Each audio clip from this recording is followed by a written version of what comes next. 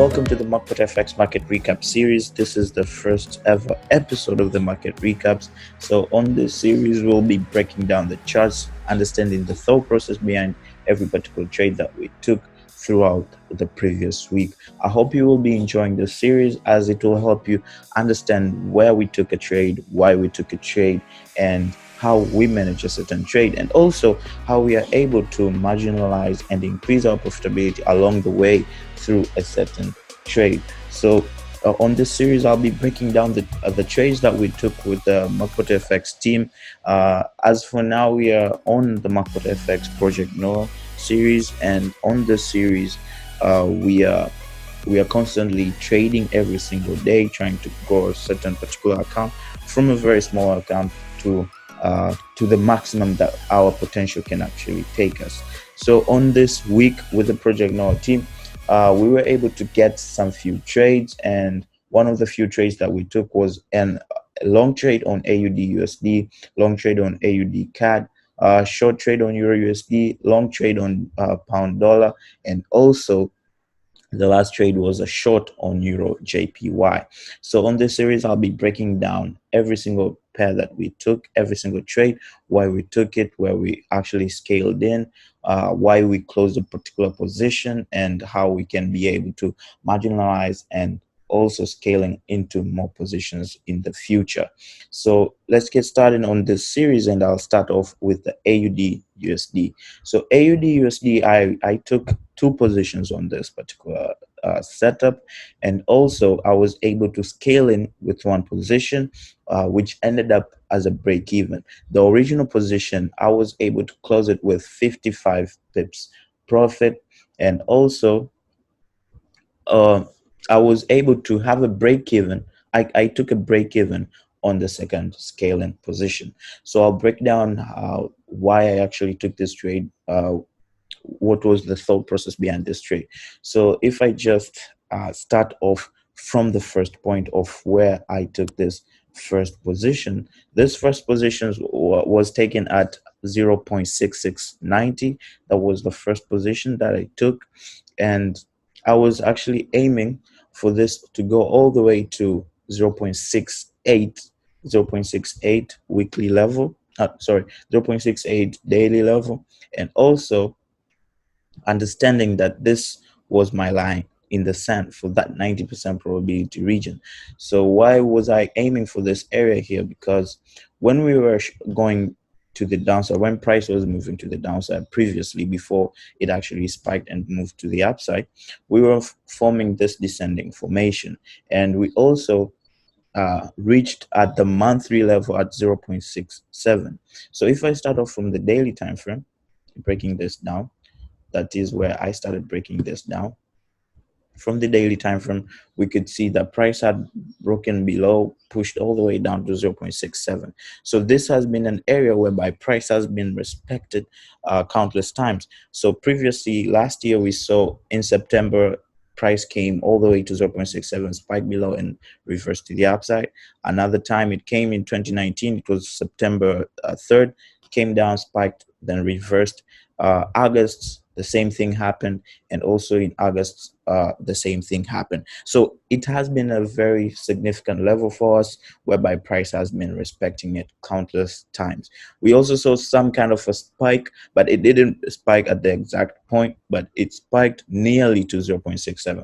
So this has been a level that has held a lot of significance previously. And when we were approaching this level, we had to be aware of what is going on. So usually when you see price approaching certain levels, it is usually during these around market data or different fundamentals that are coming out throughout the week. And with this particular trade, the Aussie dollar was approaching 0.67. It was paying around 0.67, and it was also a day before the RBA interest rate decision. So we had to pay attention of what's going to happen at 0.67 with RBA coming the next day. So what was the confluence that led me into taking a buy trade was when I was looking at 0.67 and the structure that was forming around this area, it was price was forming a descending formation. This is reversal pattern to actually take price to the upside. I think a lot of you guys might know that. And also, when I look at the 4-hour time frame, we formed this descending formation. So that's one confluence of why I need to take a buy trade. So when I'm taking a buy trade, I need to understand, okay, we came from a descending formation. When I take when I take a long trade, I am aiming to take this trade all the way to the 90% probability. There's always a 90% probability. Once descending formation breaks, there's a 90% chance that the market will return to the beginning of that descending formation or that structure. So at this point here, the beginning of that structure was at 0.6670, and this is why I had this line placed here. This was my line in the sand. So I understood that, okay, price might go all the way there, but there is also some room to actually take this all the way to 0.68. So if it happened that price respected and continued pushing all the way to 0.68, I would have held that position. So before I actually continue with the targets, why did I take this trade? So, okay, I took this trade from 0.6690. If I just place it at the exact point, at 0.6690. On the 4-hour time frame, we had some kind of a 3-pin pattern. So this was the this was the line of support that price had held. As we can see, we saw multiple spikes below this area here. Price had trouble breaking through, so I had placed this line as my level of support. So if price broke below, if we saw any close below, then my bias would have changed and I will take some short trades. So this was the line in sand, and I also explained it to the members of the Market FX Project Noah team that if we were going to take a short trade, we had to break below this 0.6684 region because it held significance as a support. And once we saw this spike here, then it formed some kind of a pattern, of a candlestick pattern, which is secondary to our strategy. When we are trading, our strategy states that structure comes first and the candlesticks come secondary. So with the candlestick shapes around here, we had like a 3-pin pattern. It wasn't as exact, as clear as day as it is usually drawn out by many people. Sometimes you have to trade the market ugly. Sometimes you will have those picture perfect setups. But at this point, we didn't have that picture perfect setup. We had this 3-pin pattern. We had the first pin, second pin, third pin. So that gave us a very good clue that this was actually going to reverse. So I actually took this trade from the 1-hour time frame. So if I go back on the 1-hour time frame, the candlestick that took me in, that tagged me in, was this candle here. So I took this candle. After the close of this candle, I actually took this. Then price actually retraced to the downside before it actually reversed up. So I was actually holding my breath around this point here, hoping that, okay, the market will reverse to the upside. So I took this trade during the nighttime, and when I slept, came back in the morning, the news was already out. So as always, the structure shows you the direction, and the news or the fundamentals are just there for creating that volatility. So what actually led to this trade playing out well was actually the fundamentals. So the RBA kept the rate the same, but what actually pushed prices higher was the statement. So the statement is what changed the tone of the market.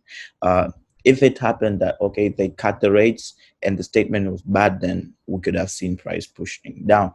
But always, a lot of times, many times, the market will be priced on certain levels or certain psychological areas whereby when the news actually comes out, it usually follows the direction of the structure. So we have tested that countless times, and it has played out countless times in our favor. And this is why we are able to trade around news.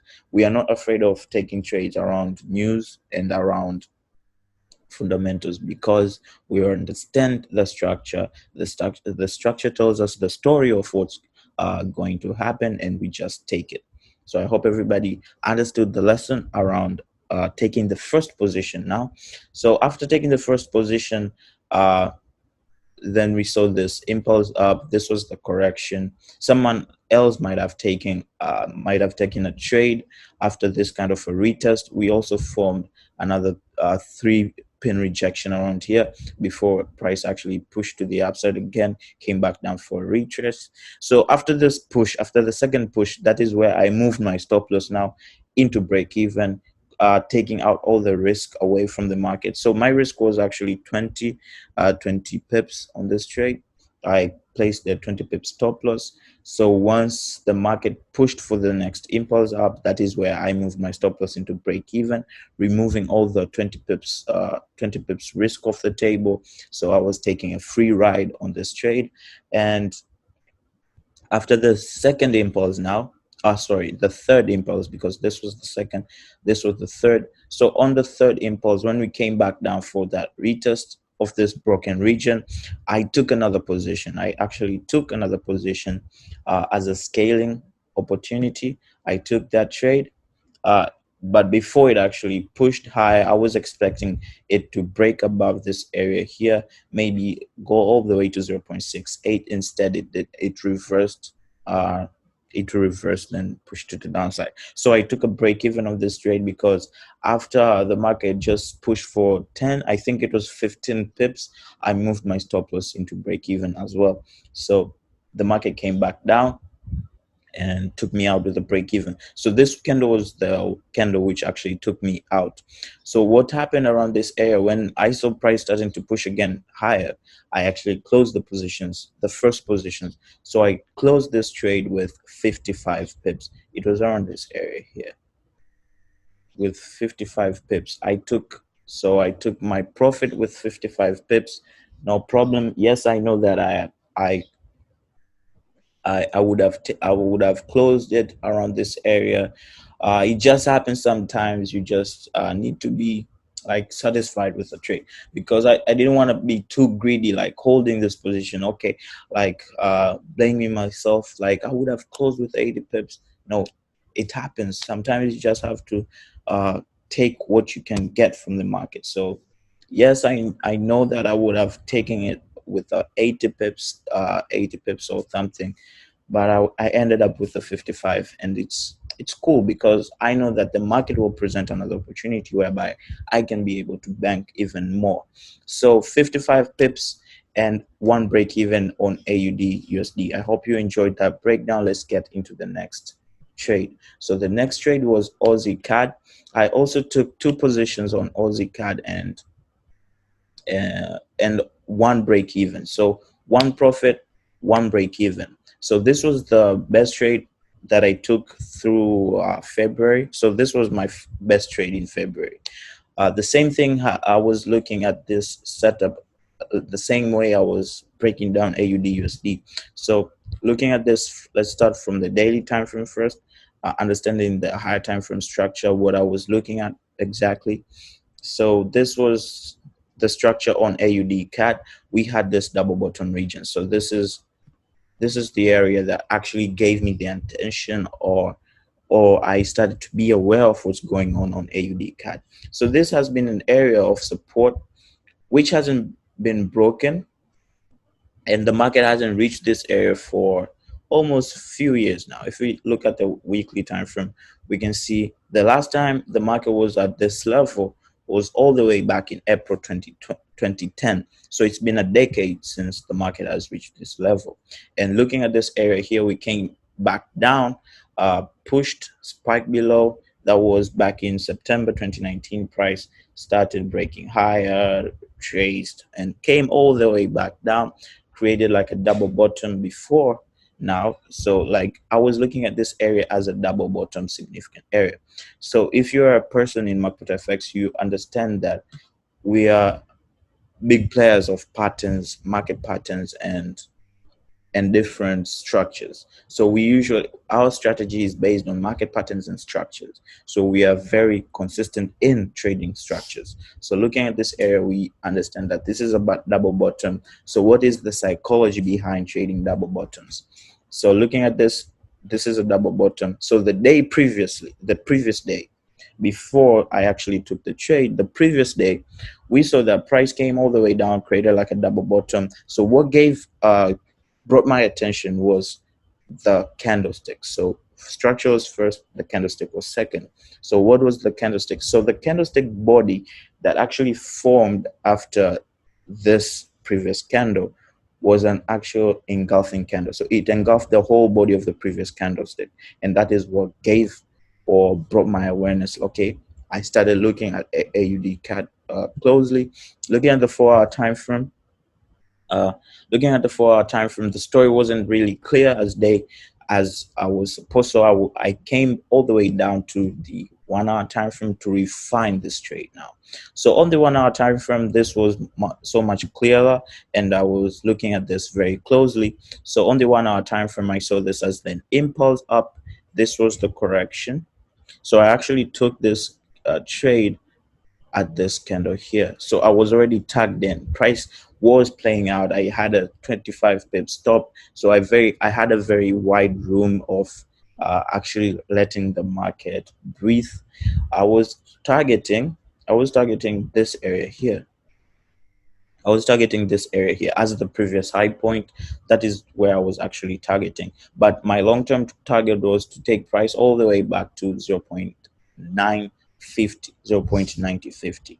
That was the long-term target. And I understood that this was the area that the market might actually spike and reverse, because we had like a descending formation, the same structure like the one that was forming on AUD CAD, sorry, on AUD USD. So took the position. So just a few hours before the news announcement came out. So the structure was already showing us the direction, because this was like the impulse up. This was the correction, a bull flag, a clear bull flag, waiting for. You could have taken what we call a reduced risk entry, and that is an entry that you take after the break of this flag, or you could have taken it slightly below here. I wasn't really I wasn't awake when this was actually playing out. I actually woke up, then found, okay, the trade has already gone. I was already in profit, and I was just gonna hold it all the way. So the news came out, impulse up, came back down after the news. So that was just a correction for what happened. So a very huge impulse after the news, came back down for a retest. Someone might have taken this from this low here, then impulse up, price started to push higher. So this trade, I actually closed this trade with around 98 pips, I think. 98 pips. Yeah, 98. It was 98 pips. So around there. Exactly. Yeah, 98 pips. So I had a risk reward ratio of 3.89%. Uh, after the first impulse, after the second impulse, that is where I moved my stop loss into break even. So I was taking this on a free ride. So what happened on the second position now? So I also took another second position, the same way as the one in AUD USD.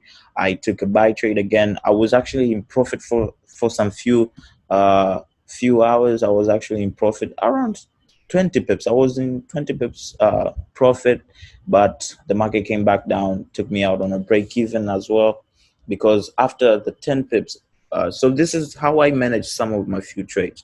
So whenever I scaling into a position and it goes like 15 pips in profit, I usually move my stop loss into break even fast. It's not like the first position. So I usually let the first position to breathe. Let's give it the room to breathe, like 40 pips, 30. Then I move my stop loss into break even. But with the scaling position, I manage them quite differently. The scaling of positions, I usually move my stop loss into break even very fast. So like if it just goes like 15 pips in profit, I usually move it into break even this at the time. This is to enable myself to have like a clear headspace and let the market just play out. So if it comes back down, takes me out as break even, then it's cool. So after taking me out on a break even, I actually took this. I already closed this position. Remember that I already closed this position with 98 pips. I didn't wanna like hold all the way, because AUD USD was already like down like 70 pips already. So I decided to close this, and when I saw like price was starting to move back higher, I opened another position. So that was the second position which I opened, which ended up as a break even. So just cool. I was cool with it, no hard feelings. So I decided to like, okay, move to another trade. So another trade setup that I actually took was Euro USD. So Euro USD, looking from the high time frame structure, looking from the daily. Let's start from the daily time frame. So from the daily time frame, we had this. Firstly, we had this ascending formation here. Price broke out, came back as a retest. So USD has been a trade that we have been, a pair that we have been trading quite frequently. So impulse up retest, breaking back down. We pushed all the way up to 1.185 the previous week before we start to see like heavy impulses to the downside.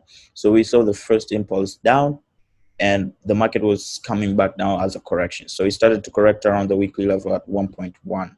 So looking at the 4-hour time frame, this is what gave our came into my attention of what's going on Euro USD. So the market was heavily pushing down 1.1. I was actually looking to take a long trade on Euro USD, but as I explained on the Market FX Project Noah group, for those who are in it, um, once we saw that the market was correcting and forming like a flag, my bias going long was invalid. So looking at the 1 hour time frame, we were forming some kind of an expanding flag formation. It's just the same as a bear flag, but just different words, and you just need to understand the psychology behind these kind of setups. So impulse down, came back down, created that inclined point. That is where I took the trade. I took the trade around 1.112, 1.2, sorry, 1.2, 20 pips stop. I'm actually looking to take this all the way down to 1.080, 1.080. So this week I will wait for a scaling opportunity. So if I get a scaling opportunity, I'm currently running at 69 pips in profit. The target is 127 pips, giving me a risk reward ratio of 6.37. So currently we are running at risk reward ratio of 3.48. My stop loss is already on break even. I actually took a break even, like moved the break even almost to below 1.1. So I'm currently running on a free ride at the moment. So hoping to see this go all the way. There isn't really more of an explanation of why I took this trade currently. So I'll just wait for a scaling opportunity. If I see a clear flag, the same way at this one, someone else might have taken this on this flag here, which is quite cool. But you could have been taken, if you moved your stop loss into break even in 10 pips, then you could have been taken out with this spike here. So that is Euro USD. The next trade, I actually took a loss on this one, is GBP USD. So GBP USD, I was actually looking for a long trade on GBP USD. So if I start from the daily time frame, the structure, so I have like very complex structures on GBP USD. Um, so I was looking to take this long. I expected like, okay, the market might have created another push to the upside because of this candle. So this was the candle that took me out. Like it actually changed my bias. So I thought like, okay, this is the spike. The market spike below. There is a great chance that, okay, we have this trend line. The market might respect this and push higher. We were sitting at 1.3. What I didn't notice is, okay, this candle, yeah, yes, it created a spike, but it closed below 1.3, and that was okay. So what that was actually the, sorry, it closed above 1.3. So that was actually what like changed my bias. Okay, and I was okay. I was saying to myself, okay, this might push higher. And I also explained to people like, okay, this might push higher. We can see this push higher. Instead, the market crumbled to the downside. If we look at the 1 hour time frame,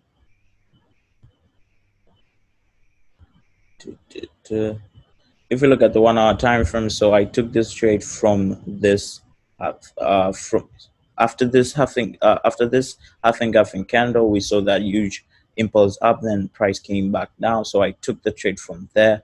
I was actually in profit for a while. I was actually running in profit for a while, like around 70 pips. Yeah, that was 70 pips in profit for a while before the market came back down. It took me out with a full loss of 50 pips. So I took a 50 pip stop out. I was taken out of the position. No hard feelings. Would I have taken this trade again? Definitely, but in different circumstances. So I've learned, okay, from this trade, what I've learned is sometimes the structure might not be as clear. You need to understand, like, you need to comply with how the higher time frame structure is showing you. So if I look at the higher time frame structure, this was a huge impulse down. So this was like the correction to actually take me down. Instead, I closed my eyes and took another trade. So no hard feelings. It happens sometimes. Those kind of mistakes happen. You just need to learn from those mistakes. So that was pound dollar. And lastly was euro yen. So another great trade that I took this week, euro yen short, currently running at 53 pips in profit. My stop loss is already on break even. I am targeting for 92 pips at 119.75. So the reason why I took this trade, it's kind of the same with the Euro USD trade, but I was monitoring Euro Yen for a while. Since January, I was monitoring Euro Yen, not trading it, just monitoring it. So Euro Yen, same structure as the one in Euro USD, but this is just a bigger structure from the 1 hour time frame. So we saw like this, like an expanding formation. If we look at from the daily time frame, if we are looking from the daily time frame, I was actually anticipating this as the impulse down. This is the correction for the next impulse down. We are targeting 119.24 for like a double bottom region here. We are forming like this expanding formation as well. So it was a pattern within a pattern, and that added more confluence of this actually playing out. So looking from the 1 hour time frame, I was actually looking to take this short from this point here, from this incline point. I missed it. So I was waiting for this correction here. I drew out this line at 120.63 as a level for support, because we saw like price spiking below around this area here. So I was actually looking to see if the market breaks below, then there's a great chance of this playing out. I actually took the trade from this point. So after the candle started to open, I think it was early in the morning. So the market started to play out. So I took the trade. I took the trade with a 25 pip stop. I was targeting for 92 at the bottom of the structure, looking for that section, the first section, second section, third section. So we call it like a multi-touch confirmation. So we are waiting to complete this structure. So we are looking to complete this structure with the third touch. So 1, 2, probably the third touch, and this flag will be completed. So after that impulse down, I was already taken into profit. I'm currently landing 56 in profit. Risk reward ratio 3.7. I already moved my stop loss into break even. It's currently sitting at 120.60, so my stop loss is sitting there. So the trade is running well. Can you scale in here? Yes, you can. You can scale in, but I wouldn't suggest that, because sometimes when the market opens, it usually retraces up deeply, then takes you out. So I wouldn't jump in right now. I'll just be patient and wait for this trade to play out. So if I see like, okay, we are starting to break the bigger structure now, there is a great chance of this continuing to play out for the long-term targets at 11924. So if this breaks below, then I will definitely look to take a short. Because if you look at the daily time frame structure, we have multiple spikes below this area here. So there is a high probability like the market will reverse to the upside. You just need to be aware and be ready for it and be able to manage the trade well. So that marks the end of this market recap. So this is the first episode. I hope you enjoyed it. I hope you learned from it. So if you have any questions, just be sure to send me more questions and let's get some more trade setups for the next week. So another great lesson to learn from this is you don't need to trade a lot of pairs. You don't need to trade a lot of positions in a week so as to make money. You can just find like we have 5 positions. I took only 5 trades. Out of those 5 trades, there were like 2 scaling opportunities from one of the few pairs that I took. So you can have like 5 trades but have multiple positions whereby you scaled in on those positions. So you marginalize your account with those few trade setups that you had. You don't need to stack a lot of trades from each position. Just open one, be more conservative, and look on compounding your account into a bigger account. Don't try to make quick bucks because in the long run you'll blow the account and you'll end up saying forex is a scam. Forex isn't a scam. You just need to manage this as a business. So hope you enjoyed this market breakdown market recap, and I'll catch you all on the next episode. Hope you will trade safely throughout the next week. Happy trading, guys, and I'll see you on the next.